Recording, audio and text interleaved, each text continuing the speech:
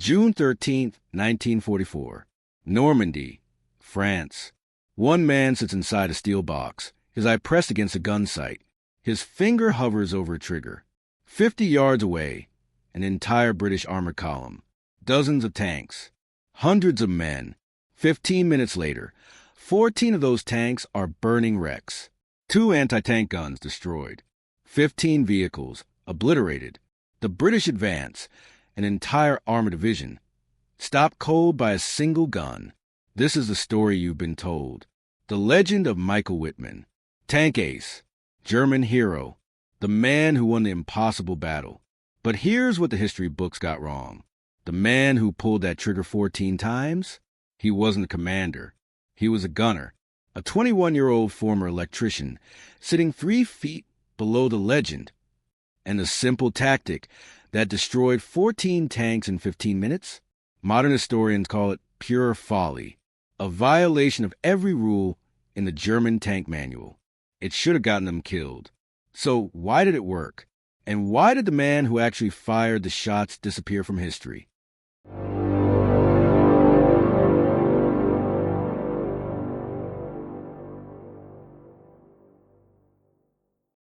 June 13th, 1944. Evening. Michael Wittmann sits in front of a radio microphone. 7 hours after the battle, the German propaganda machine has already decided what happened. Wittmann speaks into the microphone. His voice is calm, heroic. He claims he destroyed the entire British column. Alone, single-handedly. Within days, his face appears in Signal magazine, the Nazi armed forces' glossy propaganda publication. The photographs are fake. 3 separate images, joined together to create the illusion of massive destruction. The propaganda ministry needed a spectacle, so they manufactured one. The German public ate it up. So did the British. They believed they'd suffered a catastrophic defeat. The narrative was perfect. One heroic commander stops an entire armored division. But here's what you weren't told. This wasn't about Wittmann. This was about Sepp Dietrich, Wittmann's commanding officer, and a desperate political game. The Waffen-SS and the Wehrmacht were in competition. For resources, for prestige, for Hitler's favor. The Wehrmacht had the tank aces with massive kill counts on the Eastern Front. But German military historians noted the Waffen-SS did not have an experienced tank arm compared to regular Army Panzer divisions. So Dietrich manufactured a hero, and Wittmann, already famous from the Eastern Front, was a perfect candidate. Within weeks, Wittmann is summoned to Berlin. Hitler personally awards him the swords to his Knight's Cross. British historian John Buckley, writing in 2013, put it bluntly, quote, "Many historians through today continue to repackage unquestioningly Nazi propaganda. So let's be clear. The story you know? The story of one man, one tank, and a brilliant tactical masterstroke? It never happened that way. The battle involved multiple Tigers, multiple crews, an entire company. The kills were recorded as a unit, standard German practice. Other commanders, like Hauptsturmführer Mobius, engaged the British at point 213. The propaganda machine took a company action and credited it all to one man. So, if Wittmann didn't do it alone, who actually pulled the triggers? Inside a Tiger tank, there are 5 men. The driver steers. The radio operator handles communications. The loader feeds shells. The gunner aims and fires. He's the man who actually pulls the trigger. Meet Balthasar Woll. His friends called him Bobby. June 13th, 1944. He's 21 years old. Before the war, he was an electrician. Working class. Unremarkable. But he had a gift. An almost supernatural ability to calculate distance, wind, and trajectory in seconds. When he looked through a gun sight, something clicked. By war's end, he'd be credited with 81 confirmed tank kills. His commander, Michael Wittmann, was everything Bobby Woll was not. Wittmann, charismatic, politically connected, already famous from the Eastern Front. He claimed 138 tank kills. The Nazi press loved him.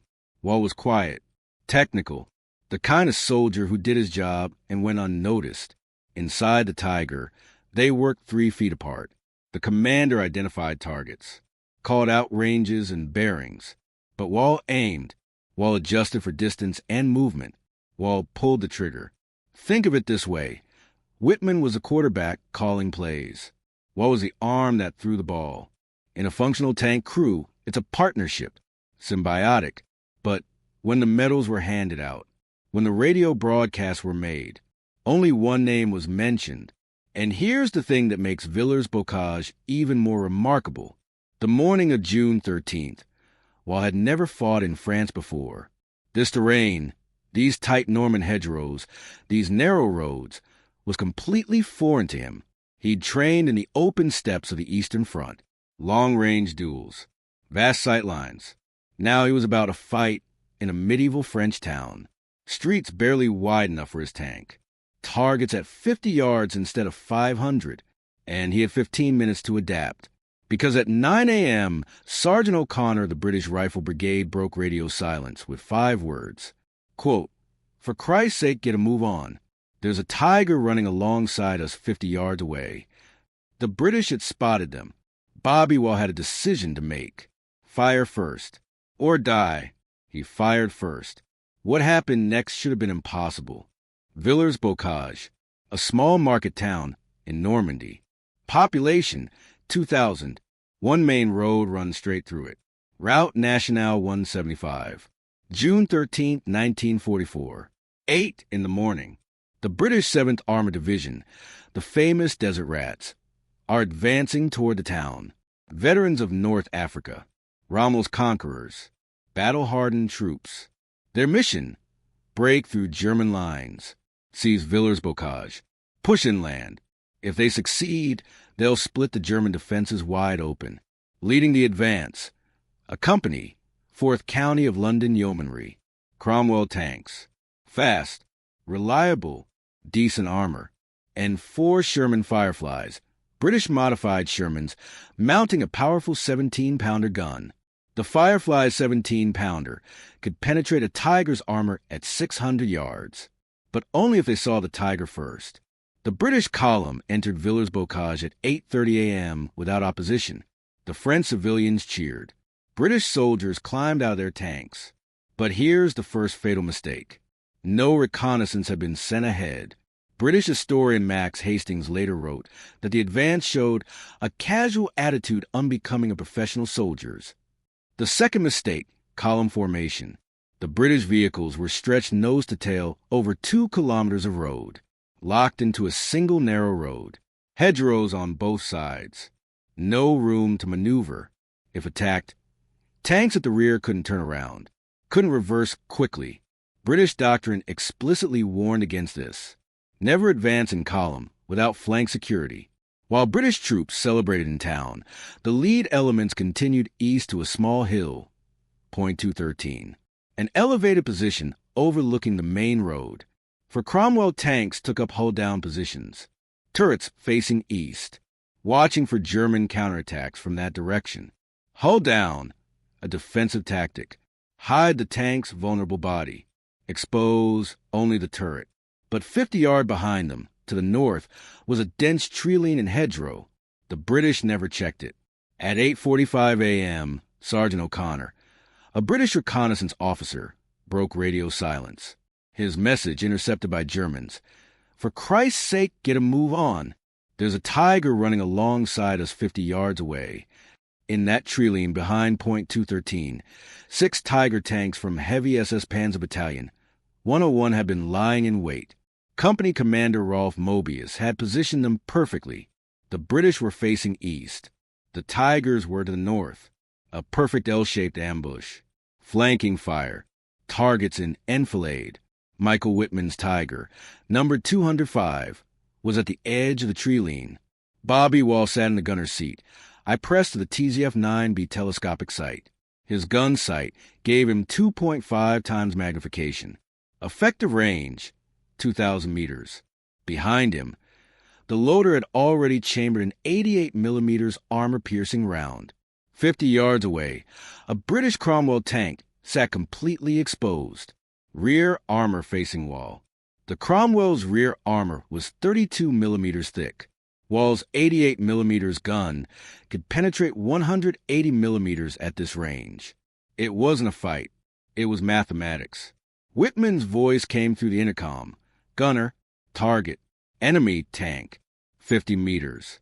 Fire when ready. Bobby Woll's hand moved to the firing lever. He centered the crosshairs on the Cromwell's engine compartment. He squeezed. The Cromwell erupted in flames. The British 7th Armored Division's advance had just ended. They just didn't know it yet. Let's talk about the tactic, the one that destroyed 14 tanks in 15 minutes. Here's what actually happened. Wittmann's Tiger emerged from the tree-line, 50 yards from the British rear. Step 1, attack from concealment, not revolutionary. Every ambush in history uses cover. Wittmann ordered Woll to engage the rearmost Cromwell first, from behind. Step 2, attack on the flank or rear, where armor is thinnest. Cromwell front armor, 63 millimeters. Rear armor, 32 millimeters. After destroying the rearmost tank, Wittmann's Tiger moved up the column, methodically, vehicle by vehicle.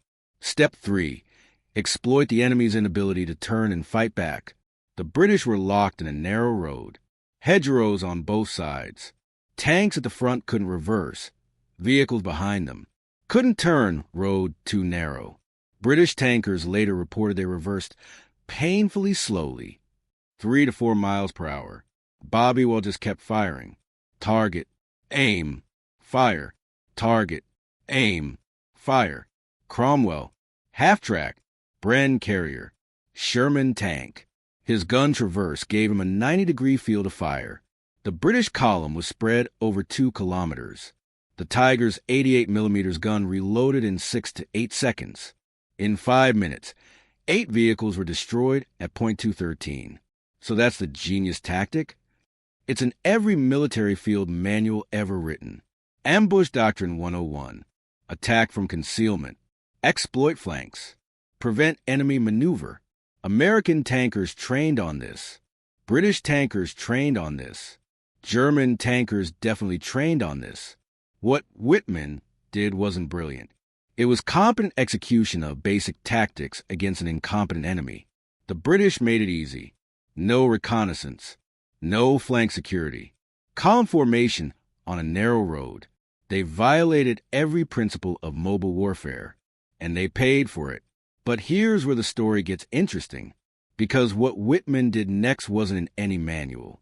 After destroying the British at .213, Wittmann's Tiger broke cover. He drove out of the tree line, onto the main road, completely exposed. German tank doctrine was explicit. Never advance alone without infantry support. Tanks are vulnerable without infantry. Blind spots. Close-range anti-tank weapons. Wittmann ignored this. He drove his Tiger parallel to the British column, 50 yards away. No infantry. No backup. No reconnaissance of what lay ahead. German tank commander Wolfgang Schneider, analyzing the battle decades later, called it, quote, pure folly. Quote, this was a violation of every tactical principle. Thoughtlessness of this kind was to cost him his life. But inside Tiger 205, Bobby Woll didn't question orders. His job was to aim and fire. And that's exactly what he did. Wittmann drove his Tiger down the main road, toward Villers-Bocage itself. 9 o'clock in the morning, they entered the town. The streets were barely wider than the Tiger itself, 13 feet across. The Tiger was 11 feet wide, 2 feet of clearance on each side. The Tiger's turret couldn't fully rotate. Buildings blocked the traverse. This is the worst possible terrain for a tank. Urban combat. No room to maneuver. But ahead in the town square were British headquarters vehicles. Cromwell tanks. Bobby Woll's sight swung from target to target. Cromwell tank. Destroyed. Half-track. Destroyed. Another Cromwell. Destroyed. For headquarters vehicles destroyed in the town square. But then Wittmann turned down Rue Pasteur, and his luck ran out. At Joan of Arc Square, Sergeant Stan Lockwood sat in his Sherman Firefly. His Sherman mounted a 17-pounder gun, the only Allied weapon that could reliably penetrate a Tiger's frontal armor. Lockwood fired twice. Both shells hit. At point-blank range, the 17-pounder could penetrate 140 millimeters. The Tiger's frontal armor was 100 millimeters. The shells hit, but they didn't penetrate. How? Angle. The Tiger's slope frontal armor deflected the shells at an extreme angle. Inches. That's what saved Wittmann and Woll. Inches of angle. Wittmann tried to reverse. But another British anti-tank gun, an M10 tank destroyer, fired from a side street. The shell hit Tiger 205's track. The Tiger was immobilized. Inside, Wittmann shouted orders. The crew bailed out. They abandoned the Tiger in the middle of Villers-Bocage. 15 minutes. That's how long Wittmann's solo attack lasted. 14 vehicles destroyed. 1 Tiger immobilized. And the battle was just beginning. Let's rewind. Because here's what the propaganda never told you. While Wittmann was driving into town alone, the rest of his company was still fighting at Point 213. 5 other Tigers, under Company Commander Rolf Mobius. While Wittmann got the glory, Mobius was doing the actual work. Mobius followed doctrine, hull down positions, overlapping fields of fire, infantry support nearby. His Tigers destroyed 8 British tanks at Point 213. Methodically, professionally, the British A Squadron, 4th County of London Yeomanry, was trapped. 15 Cromwell tanks, all 15 destroyed or captured. The crews that survived were taken prisoner. Many would spend the rest of the war in POW camps. 100% losses. An entire squadron wiped out in 20 minutes. Back in the British command structure, panic was setting in. Radio reports flooded in. Tigers everywhere. Can't move forward, taking heavy casualties. British intelligence counted 6 Tigers. They were right, but the propaganda would later credit everything to 1. Here's what actually happened in those 15 minutes. 8:47 a.m. Woll fires first shot at Point 213. 1 Cromwell destroyed. 8:50 a.m.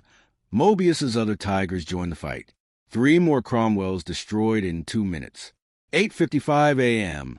Wittmann breaks doctrine, drives onto Main Road, begins solo attack down the column. 8:56 to 9 a.m. Woll destroys 6 vehicles along the road. Half-tracks, Bren carriers, 1 Sherman. 9 a.m. Wittmann enters Villers-Bocage town center. Bobby Woll is firing every 8 seconds. Target, aim, fire, reload, target, aim, fire. 9:05 a.m. For British headquarters, vehicles destroyed in town square. 9:10 a.m. Sherman Firefly engages. 2 hits. Armor holds. 9:12 a.m. 6-pounder anti-tank gun disables Tiger 205's track. 9:15 a.m. Wittmann and crew abandon tank. Escape on foot. Total duration, 28 minutes. Not 15. And not by 1 tank. By an entire company. German military records from June 13th list the kills as 2nd Company, 101st SS Heavy Panzer Battalion. Standard German practice. Kills were credited to the company, not to individuals. But Goebbels' propaganda ministry needed a hero with a name, a face, a story, so they took a company action and created a myth.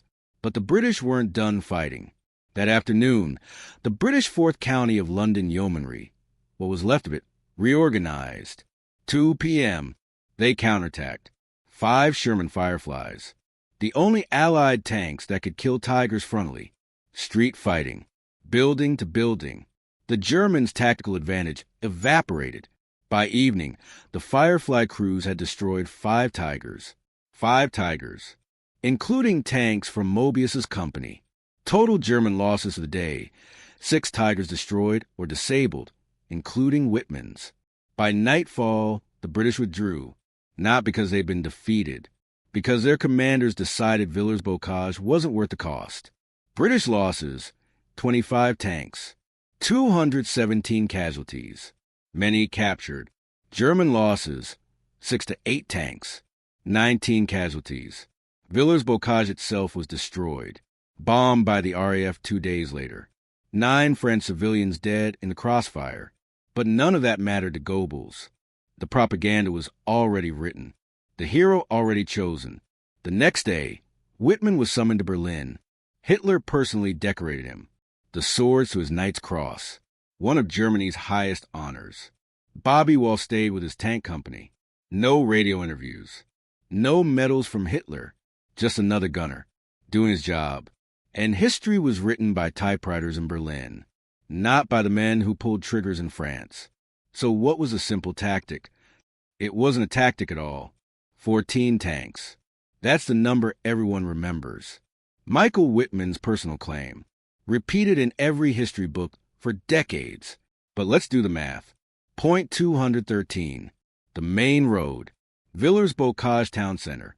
At point 213, 8 British tanks were destroyed by 5 different Tigers, under Rolf Mobius's command. German records confirm. 2nd Company, 101st SS Heavy Panzer Battalion. Company kills, not individual attribution. Wittmann's solo attack along the main road and into town accounted for the rest. 5 to 6 tanks, plus 9 other vehicles, half-tracks, carriers, trucks. Total vehicles destroyed by Wittmann's Tiger, 14 to 15. But only 5 or 6 were actual tanks. The rest were soft-skinned vehicles. Unarmored, destroying a half-track is not the same as destroying Cromwell. But propaganda doesn't care about distinctions. A kill is a kill. So the 14 tanks becomes 5 to 6 actual tanks, plus 8 to 9 other vehicles. And if we count the entire company's action, including Mobius's Tigers at point 213, the total is 13 to 14 tanks, which matches German records perfectly. 13 to 14 tanks destroyed by 2nd Company. British historian John Buckley, analyzing this in 2013, was blunt. Quote, "Many historians through today continue to repackage unquestioningly Nazi propaganda. 70 years of history books, repeating the same inflated numbers. Why? Because the propaganda worked. In 1944, Germany needed heroes. The Eastern Front was collapsing. D-Day had succeeded. The Waffen-SS needed legitimacy, institutional competition with the Wehrmacht, so they manufactured a legend, and it worked so well that even Allied historians believed it. But there's another number that doesn't add up. Michael Wittmann's total career tank kills, 138, across 2 years, Eastern Front and Normandy. But here's the problem. German protocol credited kills to the tank commander, not the gunner. The commander called targets. The gunner aimed and fired. Commander gets credit every time. So every one of those 138 kills, Bobby Woll aimed them. Bobby Woll fired them. Wittmann called the shots. Woll took the shots. In a functional tank crew, it's a true partnership, symbiotic. But only one man got the medals. The radio interviews. The Hitler audience. The other man kept firing, kept aiming, kept killing, and got nothing for years, until the numbers became impossible to ignore. By late 1944, Bobby Woll's personal kill count, separate from Wittmann, exceeded 80 confirmed tanks, 81 tanks. As a gunner, finally, he received his Knight's Cross, the only NCO tank gunner in the entire war to receive it, the only one, because no other gunner in the Wehrmacht or Waffen-SS had the skill or the numbers to justify it. 2 men, same tank, same battles. But history remembers only one name. Why? Because Wittmann fit the narrative. Commander, officer, photogenic, charismatic.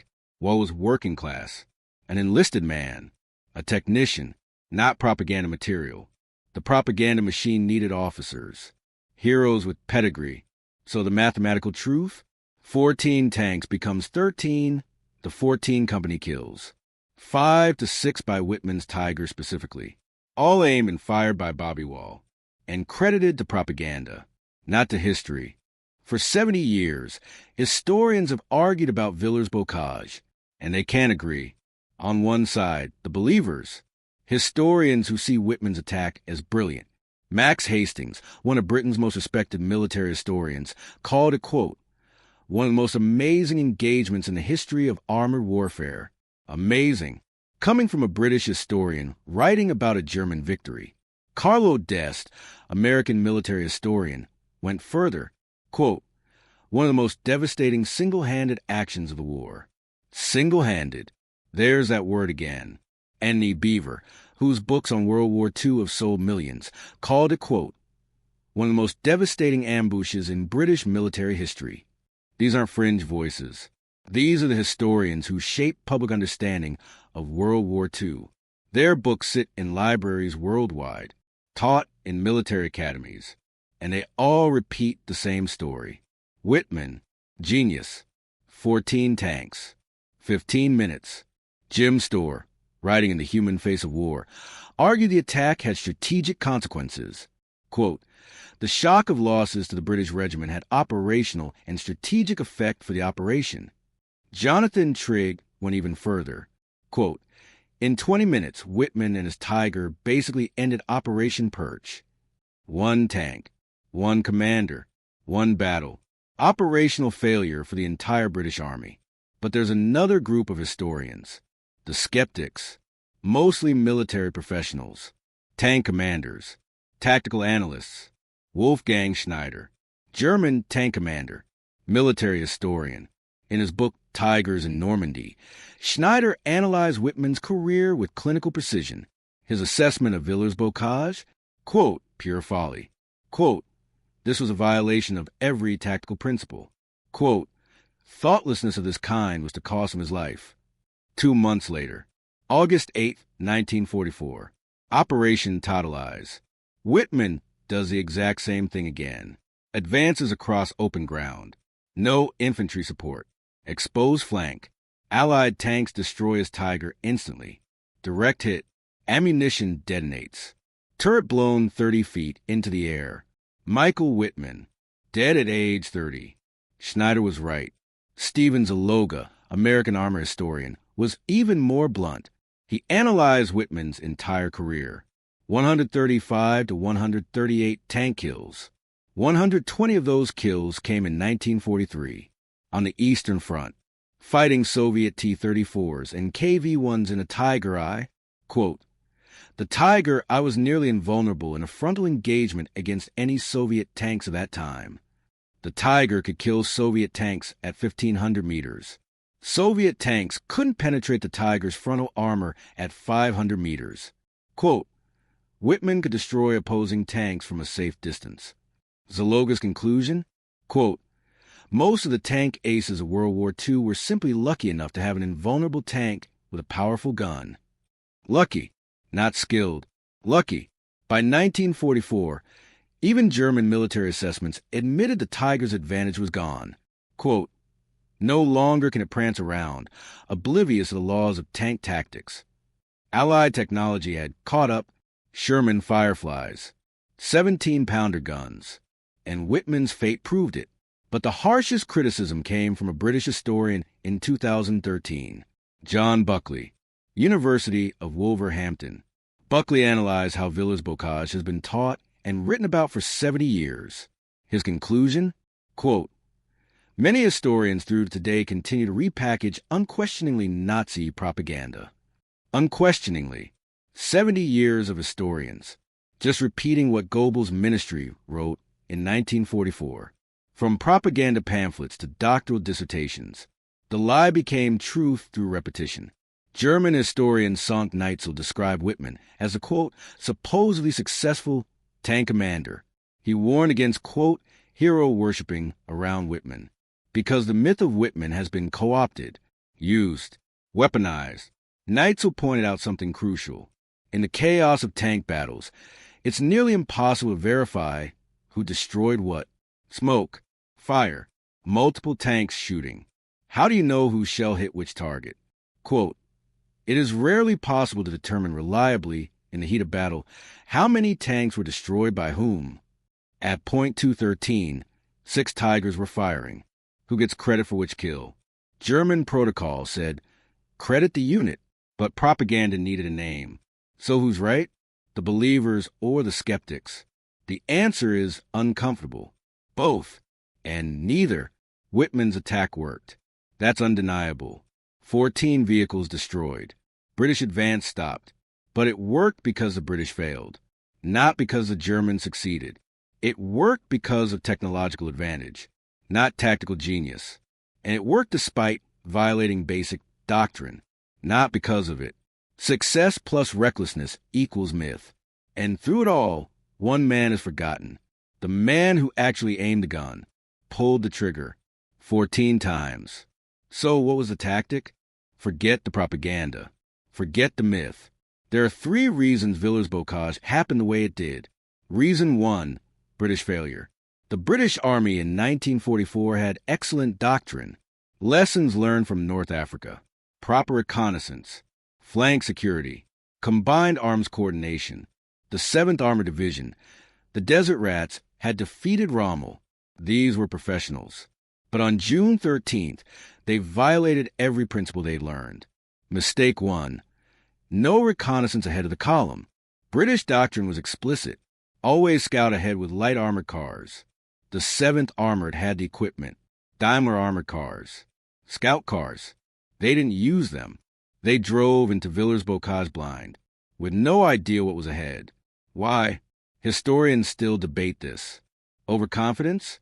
Command confusion? Momentum? Max Hastings called it a casual attitude unbecoming of professional soldiers. Mistake 2. Column formation without dispersion. Vehicles were spaced 10 to 15 feet apart, nose to tail. Proper doctrine called for 50 to 100 feet between vehicles. Room to maneuver on a single narrow road. Hedgerows on both sides. If attacked from the flank, they couldn't turn to engage. Couldn't reverse quickly. Sitting ducks. Mistake 3. No flank or rear security at point 213. For Cromwell's took hold-down positions, facing east, watching for German counterattacks from that direction. 50 yards behind them, to the north, was a dense tree line. No security posted. No one watching. Infantry doctrine.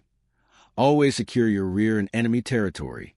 Instead, British crews were climbing out of their tanks, celebrating with French civilians, drinking coffee. At 8:30 a.m., many British tankers weren't even in their tanks. Wittmann didn't create the opportunity. The British handed it to him. Reason 2, technological advantage. The Tiger Eye versus the Cromwell. This wasn't a fair fight. Tiger Eye, frontal armor 100 millimeters. Cromwell, 63 millimeters. Tiger gun, 88 millimeters KWK 36. Penetration at 500 meters, 140 millimeters. Cromwell gun, 75 millimeters. Penetration at 500 meters, 68 millimeters. Translation: the Tiger could kill the Cromwell at 1,500 meters. The Cromwell couldn't penetrate the Tiger's frontal armor at any practical range. Stephen Zaloga's analysis was brutal. Quote, "The Tiger, I was nearly invulnerable in a frontal engagement." Quote, "Wittmann could destroy opposing tanks from a safe distance." Zaloga's conclusion, quote, "Most of the tank aces of World War II were simply lucky enough to have an invulnerable tank with a powerful gun." This is how Wittmann racked up 120 kills on the Eastern Front in 1943. The Tiger was invulnerable to Soviet T-34s and KV-1s in frontal engagements. He could sit at 1,500 meters and destroy Soviet tanks that couldn't touch him. That's not skill. That's technology. The British had one tank that could fight the Tiger, the Sherman Firefly. Its 17-pounder gun could penetrate the Tiger's frontal armor at 600 yards. The British column at Villers-Bocage had 4 Fireflies. Sergeant Stan Lockwood's Firefly hit Wittmann's Tiger twice at point-blank range. The armor held. Barely. Deflection by angle. That afternoon, British Firefly crews destroyed 5 Tigers. By 1944, German military assessments admitted the Tiger's advantage was eroding. Quote, "No longer can prance around, oblivious to the laws of tank tactics." Reason 3, surprise and luck. Wittmann's company had arrived at Villers-Bocage 12 hours earlier, June 12th, under cover of darkness. They concealed their Tigers in a sunken road with tree branches. Perfect camouflage. From a main road, the Tigers were invisible. The British column passed within 50 yards and didn't see them. This was luck, pure geographic luck. If the British had taken a different road, they have bypassed the German position entirely. If the British had sent proper reconnaissance, they'd have spotted the Tigers.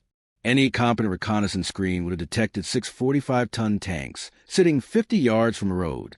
If German infantry had been properly integrated, the ambush would have been even more devastating. It was Sergeant O'Connor's panic radio message that gave the Germans away. Quote, "For Christ's sake, get a move on. There's a Tiger running alongside us 50 yards away." If he'd maintained radio silence, the Tigers might have waited for a better moment. Instead, Wittmann had to act immediately before the British could react. Wittmann's own words, "I had to act quickly, as I had to assume the enemy had already spotted me and would destroy me where I stood." 3 factors: British tactical failure, German technological advantage, surprise and luck. Remove any one of these, and Villers-Bocage doesn't happen. Not genius. A perfect storm of enemy failure and circumstantial advantage. And through all 3 factors, one constant. Bobby Woll aimed. Bobby Woll fired. 14 times. So what was the simple tactic? It wasn't a tactic at all. The tactic. Here's what Michael Wittmann ordered, and what Bobby Woll executed. Step 1. Concealment. Use terrain to hide your position until the enemy is committed. This is in every military manual ever written. Not revolutionary. Step 2. Flanking attack. Engage from the side or rear where enemy armor is weakest. Again, basic tactics, known since ancient warfare. Step 3. Engage from the rear forward. Destroy the rearmost vehicle first to trap the column. Block the escape route. Then work your way forward methodically. Step 4. Exploit terrain limitations. The enemy can't turn to fight back on a narrow road. Use geography to your advantage. Hedgerows prevented British tanks from maneuvering. Step 5. Maintain range superiority. Fire from a distance where you can kill them but they can't hurt you. The Tiger could kill at 1,500 meters. The Cromwell couldn't penetrate at 500. That's it. That's the tactic. 5 principles taught to every soldier since Sun Tzu wrote The Art of War 2,500 years ago. It's not genius. It's competent execution of basic doctrine against an incompetent enemy. Wittmann was competent. The British were incompetent. That's the entire story. But here's where Wittmann stopped following doctrine. After the ambush at Point 213 succeeded, doctrine said, hold position, consolidate, wait for infantry support. Never advance alone. Never expose yourself unnecessarily. Combined arms warfare. Tanks supported by infantry. Infantry protecting tanks from close-range threats. Wittmann violated this. He drove his Tiger onto the main road. No infantry. No backup. No idea what lay ahead in town. Wolfgang Schneider called it pure folly. A violation of every tactical principle. Why did he do it? Wittmann's own words. I had to act quickly, as I had assumed the enemy had already spotted me and would destroy me where I stood. But he had options. Pull back into the tree line. Wait for Mobius and the other Tigers. Call for infantry support. Mobius did exactly that. Stayed in position. Followed doctrine. Result? Mobius destroyed 8 tanks without losing a single Tiger. Wittmann destroyed 5 or 6 tanks and got his Tiger disabled. So what does that tell you about the genius tactic? There was no tactic. There was competent execution of basic ambush doctrine at Point 213, followed by a reckless violation of that same doctrine in town. Success despite mistakes. Not because of brilliance. And through it all, Bobby Woll kept firing. 14 times he aimed. 14 times he fired. 14 times he hit.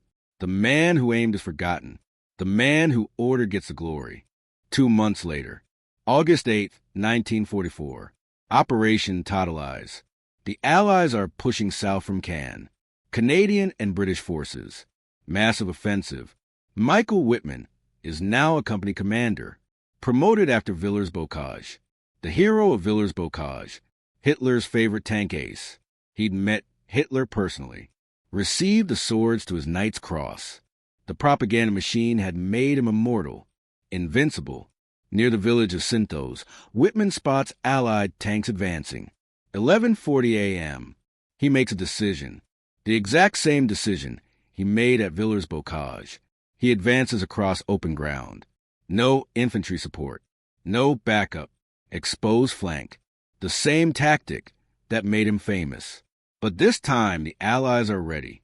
Sherman Fireflies. From multiple directions. 3 to 5 Allied tanks engage simultaneously. Direct hit. The ammunition detonates. The turret is blown 30 feet into the air. Michael Wittmann, dead at age 30. His entire crew with him. His body was so badly burned it couldn't be identified. For 40 years, he was buried as an unknown soldier. Wolfgang Schneider's words echo.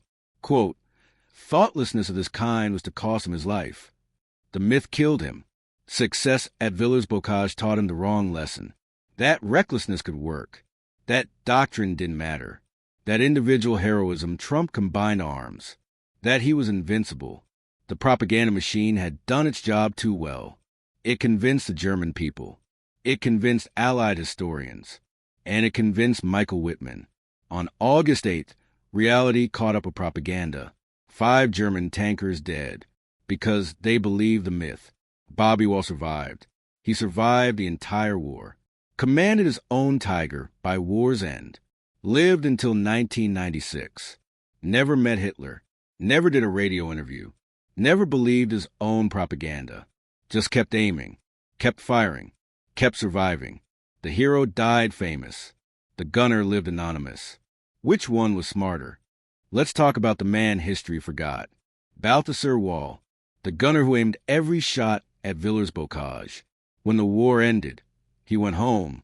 He received his Knight's Cross in late 1944. The only NCO tank gunner in the entire German military to receive it. Only one, because no other gunner had the skill or the numbers. 81 confirmed tank kills by war's end. Not as a commander taking credit, as the man pulling the trigger. To understand what this means, you need to understand what a gunner does. Range estimation, wind calculation, target lead for moving vehicles, adjusting for terrain elevation, all calculated in seconds, while being shot at, while your tank is moving. It's not just pointing and shooting. It's geometry, physics, and instinct combined. After the war, Woll returned to civilian life, back to being an electrician, working class, unremarkable. Germany was in ruins, millions dead, cities destroyed. Woll never spoke much about the war, never wrote memoirs, never sought attention. Just a man who'd been good at a terrible job. While Wittmann's legend grew, books, documentaries, films, Woll remained invisible. History books mention Wittmann on every page about Villers-Bocage. Woll, maybe a footnote, if that. 100 books about Wittmann. Woll gets footnotes in 3 or 4. Modern military historians have tried to correct this. German military historians, especially, they know what gunners do. They understand the skill. They've documented Woll's achievements. His Knight's Cross, his 81 kills, his exceptional talent. But here's the uncomfortable truth historians have to acknowledge. At Villers-Bocage, Wittmann commanded. Woll executed. Without Wittmann's command decisions, Woll couldn't have engaged effectively. But without Woll's aim, Wittmann's orders meant nothing. It was symbiosis. Both were necessary. This is how tank combat works. It's never one man. Driver, loader, radio operator, gunner, commander. 5 men. 1 machine. Remove anyone and the machine fails. But propaganda needs individual heroes. Names. Faces. Stories.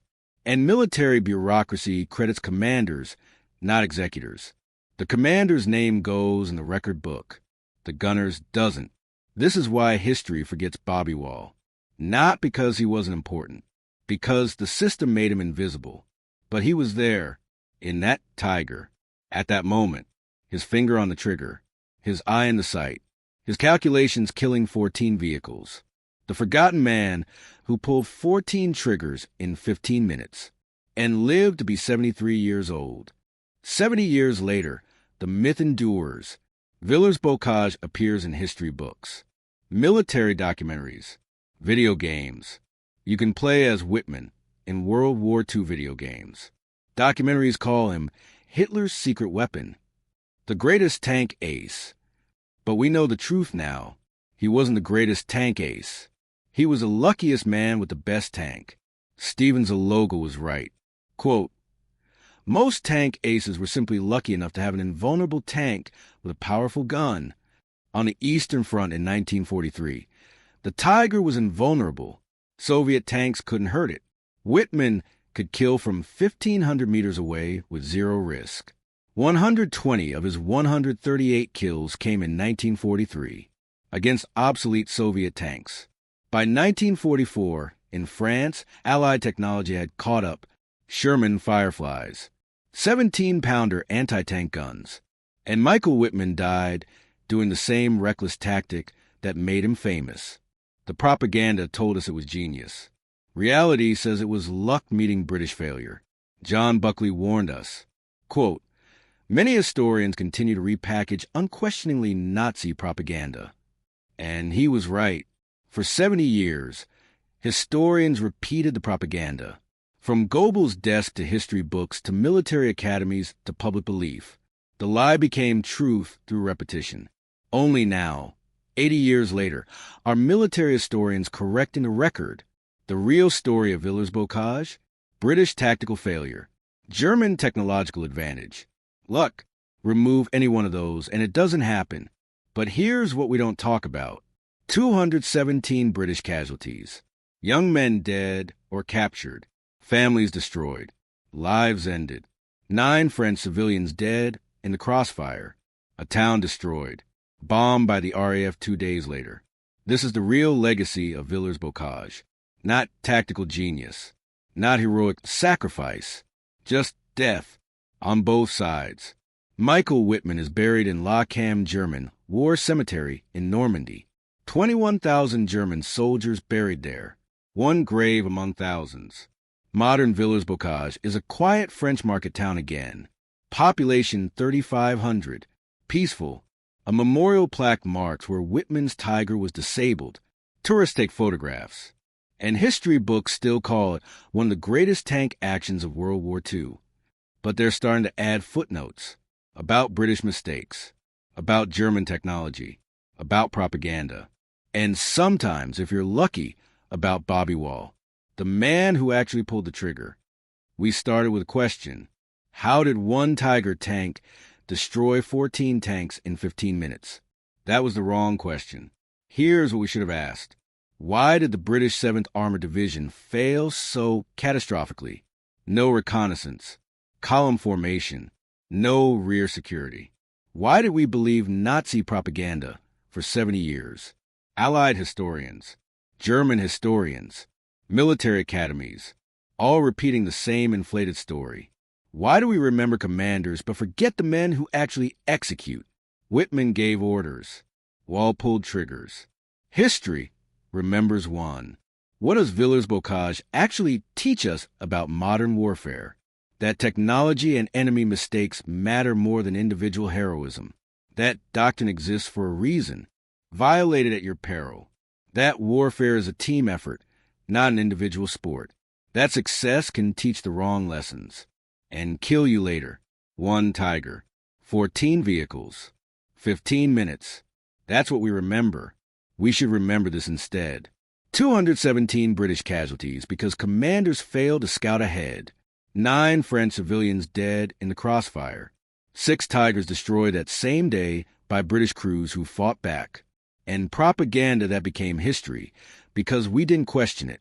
And one man, Balthasar Woll, 21 years old, former electrician, 81 tank kills by war's end, the only NCO gunner to receive the Knight's Cross, who went home, returned to being an electrician, lived a quiet life, and died in 1996, mostly forgotten. We remember the commanders. We forget the gunners. We celebrate the myths. We ignore